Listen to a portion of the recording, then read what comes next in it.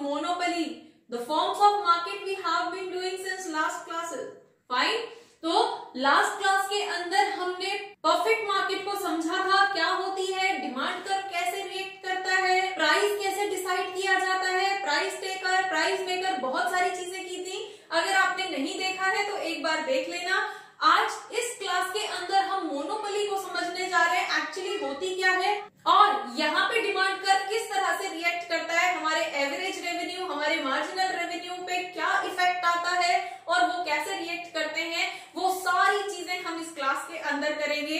So without wasting time let's start. Market क्या होती है? मार्केट वो जगह होती है जहाँ पे बायर सेलर किसी भी प्रोडक्ट को एक गिवन प्राइस पे खरीदने या बेचने के लिए मीट करते हैं और सभी लोग एक कंपटीशन के अंदर, मार्केट है ना तो कंपटीशन तो अवेलेबल होगा, तो कंपटीशन के अकॉर्डिंग ही प्राइस यहाँ पे डिसाइड किए जाते हैं। तो आज हम इम्परफेक्ट मार्केट करने जा रहे हैं। इम्परफेक्ट मार्केट क्या होती है? जहां पे मार्केट सिर्फ और सिर्फ मार्केट फोर्सेस के वजह से नहीं, किसी थर्ड फैक्टर की वजह से मार्केट के अंदर प्राइस इफेक्ट होता है। ठीक है, डिमांड और सप्लाई के अलावा कोई थर्ड प्रेशर होता है मार्केट के ऊपर जिससे कमोडिटी का प्राइस इंक्रीज या डिक्रीज होता है, उसकी सप्लाई इंक्रीज या डिक्रीज होती है।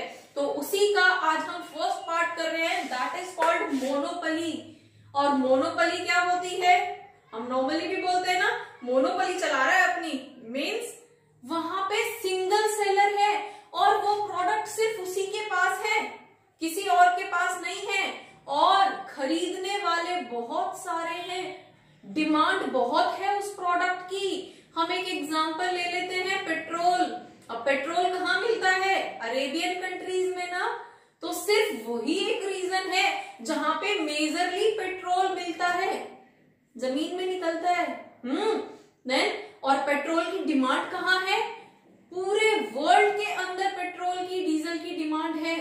तो उस केस में प्राइस कितने फ्लक्चुएट करते हैं पेट्रोल के? कभी भी इंक्रीज हो जाते हैं, कभी भी डिक्रीज हो जाते हैं, मोस्ट ऑफ द टाइम तो इंक्रीज ही होते हैं। ठीक है, हम अपनी कंट्री की स्पेसिफिक किसी पॉलिटिकल एस्पेक्ट की बात नहीं कर रहे हैं, हम सिर्फ एक कमोडिटी का एग्जांपल ले रहे हैं। अगर हम इंटरनेशनल मार्केट की बात करते हैं तो पेट्रोलियम के प्राइस इंक्रीज और डिक्रीज होते हैं, वो डिमांड और सप्लाई से तो इफेक्ट करते हैं, लेकिन एक थर्ड फैक्टर भी है जो मेजरली उसको कंट्रोल करता है, दैट इज मोनोपोली।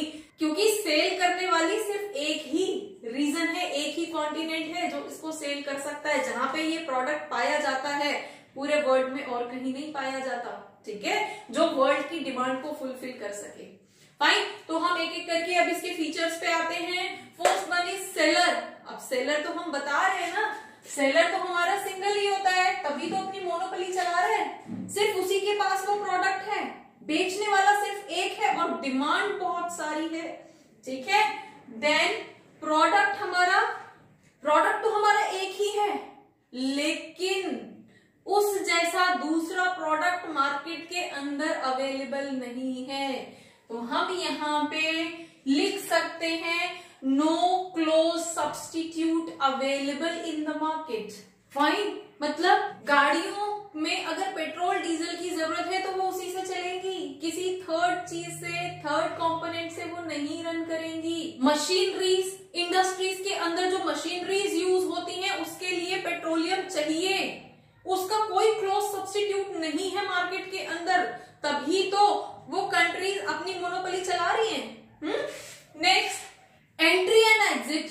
अब एग्जिट तो आप कभी भी कर सकते हो, ठीक है, जितनी कम फर्म्स होंगी, जितने कम लोग होंगे, उतनी ज्यादा मोनोपोली उनकी इंक्रीज होगी, लेकिन क्या वो एंट्री करने देंगे किसी नई कंपनी को? नहीं। अगर एक और कंपनी वहां पे आ जाती है तो क्या उनकी मोनोपोली रह पाएगी? नहीं रह पाएगी। इसलिए यहाँ पे एंट्री रिस्ट्रिक्टेड होती है, किसी भी नई फर्म को, नई कंपनी को इस मार्केट के अंदर एंटर नहीं करने दिया जाता। ठीक है, next one is price discrimination. अब प्राइस डिस्क्रिमिनेशन का मतलब क्या है? डिस्क्रिमिनेशन क्या होता है? भेदभाव, है ना। अब हमारे पास कोई स्पेसिफिक प्रोडक्ट है, अब जिससे मेरी फ्रेंडशिप होगी उसको मैं कम प्राइस पे उस प्रोडक्ट को सेल करूंगा, और जिससे मेरी फ्रेंडशिप नहीं होगी उसको मैं महंगे प्राइस अब मेरा प्रोडक्ट है, मेरी मर्जी है, दूसरा प्रोडक्ट मार्केट के अंदर अवेलेबल नहीं है, ठीक है, तो फिर तो मैं अपनी मर्जी से प्रोडक्ट को सेल करूंगा ना। तो यहाँ पे प्राइस डिस्क्रिमिनेशन होता है। फाइन। और जैसे कि अभी पास्ट में आप देख रहे हो ईरान और यूएस के बीच में डिस्प्यूट थे ना, किस लिए थे? समहाउ पेट्रोलियम प्राइस, ईरान ने मना कर दिया था यूएस में पेट्रोल सेंड नहीं करेंगे, है ना। तो ईरान ने अगर मना कर दिया, पेट्रोल ईरान के पास है, उसकी मर्जी है वो सेल करे या ना करे, है ना। अब नेक्स्ट हमारे पास आता है प्राइस मेकर। अब सारी मर्जी तो इसी की चल रही है, फर्म की चल रही है ना। तो प्राइस भी तो वो खुद ही डिसाइड करेगा अपने प्रोडक्ट का, किसको कितनी क्वांटिटी कितने प्राइस में सेल करनी है, कब सेल करनी है, सारा कंट्रोल उस फर्म के हाथ में ही होता है। इसीलिए तो इसको मोनोपोली कहते हैं। तो प्राइस मेकर होती है ये कंपनी। अब लास्ट हमने परफेक्ट मार्केट की थी। परफेक्ट मार्केट के अंदर वो फर्म कैसी थी? प्राइस मेकर थी या प्राइस टेकर थी? टेकर थी ना। उन्होंने इंडस्ट्री से प्राइस लिया था, गवर्नमेंट का डिसाइड किया हुआ प्राइस फॉलो किया था, लेकिन यहाँ पे तो पूरा पूरा कंट्रोल फर्म के हाथ में है। अब ऐसा होता क्यों है? मोनोपोली अगर है तो उसका तो लॉस सबको बियर करना पड़ रहा है ना, कंज्यूमर को लॉस बियर करना पड़ रहा है, एक उसके मनमाने प्राइस पे वो प्रोडक्ट खरीदना पड़ रहा है, ठीक है। लेकिन ऐसी फॉर्म्स बनती क्यों है मार्केट के अंदर, क्या रीजंस होते हैं? तो वो रीजंस हम यहाँ पे समझते हैं। First is government licensing. Government licence देती है, ठीक है। अब गवर्नमेंट ने किसी स्पेसिफिक फर्म को ही लाइसेंस दिया है, दूसरी फर्म्स को लाइसेंस नहीं दे पा रही है XYZ रीजंस की वजह से। तो अब स्टार्टिंग में तो चीजें नॉर्मल हो सकती हैं, लेकिन धीरे धीरे जैसे वो फर्म अपनी पावर रियलाइज करेगी, वैसे ही अपनी मनमानी चलाना स्टार्ट कर देगी, ठीक है। Next one is patent rights. अब पेटेंट्स क्या होते हैं? Copyright, patent rights. इस पर्टिकुलर कमोडिटी पे सिर्फ और सिर्फ मेरा राइट है, मेरा पेटेंट राइट है, इसके अलावा इस प्रोडक्ट को कोई और यूज नहीं कर सकता। तो धीरे धीरे मोनोपोली बन जाएगी ना। Next, control over raw material. Control over raw material का मतलब क्या है? रॉ मटेरियल जिससे वो प्रोडक्ट बनेगा, वो उस पे मेरा कंट्रोल है। और हमारे पास जितना भी पेट्रोलियम आता है वो क्रूड ऑयल ही तो आता है, रॉ मटेरियल फॉर्म ही तो है वो पेट्रोलियम की, और उस पे कंट्रोल है अरेबियन कंट्रीज का।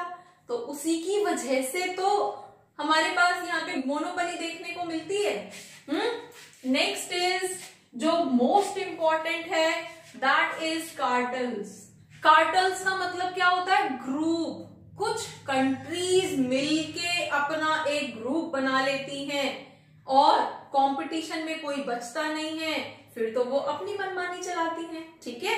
और पेट्रोलियम के रिगार्डिंग एक मेन ग्रुप जो पढ़ने को मिलता है, that is OPEC, organisation of petroleum exporting countries. मतलब पेट्रोल को एक्सपोर्ट करने वाली कंट्रीज। अब हम एक अरेबियन कॉन्टिनेंट की बात कर रहे हैं, कितनी कंट्रीज हैं? मोर देन 50 कंट्रीज हैं अरेबियन कॉन्टिनेंट के अंदर। तो उन 50 कंट्रीज ने मिलके एक ग्रुप बना लिया है, दैट इज ओपेक। अब जितना भी वर्ल्ड के अंदर पेट्रोलियम एक्सपोर्ट होता है वो इस ओपेक ग्रुप के थ्रू होता है। ग्रुप तो एक हो गया ना, सारे लोगों ने मिलके, सारी कंट्रीज ने मिलके एक ग्रुप बना लिया और पूरे वर्ल्ड पे लीड कर रहे हैं पेट्रोलियम का सब्स्टिट्यूट। अब सीएनजी भी है तो बहुत लिमिटेड है ना, हिल्स पे जाके फेल हो जाता है। अब मशीनरीज हैं, मशीनरीज के लिए भी पेट्रोलियम ही चाहिए, नहीं तो हमारी पूरी इंडस्ट्री बर्बाद हो जाएगी। दूसरी तरफ अब हम इलेक्ट्रिक की तरफ मूव कर रहे हैं, अब देखते हैं कितना सक्सेसफुल हो पाएगा। तो जब तक हमारे पास पेट्रोलियम का कोई सब्स्टिट्यूट नहीं आ जाता हमारी इंडस्ट्रीज को रन करने के लिए, हमारी ट्रांसपोर्टेशन को रन करने के लिए, तब तक तो हमें मोनोपोली इन अरेबियन कंट्रीज की झेलनी पड़ेगी, ठीक है। अब इसका डिमांड कर्व देख लेते हैं। डिमांड कर्व अंडर मोनोपोली, तो इधर हम क्वांटिटी शो कर रहे हैं, इधर प्राइस शो कर रहे हैं, और डिमांड कर्व क्या था, सपोज हम मान के चलते हैं इस प्राइस पे इतनी कमोडिटी हमारी सेल होती है, सिंपल फाइन। प्राइस में चेंजेस ज्यादा होते हैं लेकिन डिमांड कितनी कम होगी, क्वांटिटी हमारी बहुत कम होगी। अब जितनी चाहिए, जितनी कंट्री के अंदर पेट्रोलियम की रिक्वायरमेंट है वो तो रहेगी ना। प्राइस इंक्रीज हो जाए तो भी बहुत ज्यादा क्वांटिटी पे तो फर्क नहीं पड़ने वाला। अब दूसरी तरफ प्राइस डिक्रीज भी हो जाए तो भी क्या हम अपनी जरूरत से ज्यादा पेट्रोलियम को अपने पास स्टोर करके रखेंगे, नहीं रखेंगे। पेट्रोलियम कोई ऐसी चीज तो है नहीं जिसको हम अपने डेली कंजम्पशन के लिए यूज करेंगे, नहीं ना। तो हमें जितनी क्वांटिटी चाहिए वो तो उतनी ही रहेगी। तो उस केस में भी क्वांटिटी पे बहुत ज्यादा फर्क नहीं पड़ता। तो हमारा जो डिमांड कर्व है that is somehow like this, ठीक है। बहुत स्टीप होता है, नीचे की तरफ होता है। ये क्या शो कर रहा है कि हमारे पास change in price is more than change in quantity, ठीक है। और जहां पे प्राइस में चेंज ज्यादा है और क्वांटिटी में कम है तो इलास्टिसिटी ऑफ डिमांड हमारे पास क्या रहेगी, लेस देन 1 आएगी ना, क्योंकि प्राइस में चेंज ज्यादा है और क्वांटिटी कम है, न्यूमरेटर कम है, डिनोमिनेटर ज्यादा है, तो हमारे पास elasticity would be less than 1, ठीक है। अब मार्जिनल रेवेन्यू और एवरेज रेवेन्यू पे क्या इफेक्ट आएगा, अब प्राइस तो चेंज हो रहा है तो उसकी वजह से हमारा एवरेज प्राइस तो ज्यादा रहेगा, कंपैरेटिवली उसी के अकॉर्डिंग तो रहेगा, लेकिन मार्जिनल प्राइस हमारा कम होगा, मार्जिनल रेवेन्यू हमारा कम होगा। यहां पे हमारा जो मार्जिनल रेवेन्यू है that is less than average revenue. और ऐसा क्यों होता है, क्योंकि हम ज्यादा क्वांटिटी या बल्क क्वांटिटी तभी सेल कर सकते हैं जब प्राइस में चेंजेस होंगे, प्राइस को डिक्रीज किया जाएगा।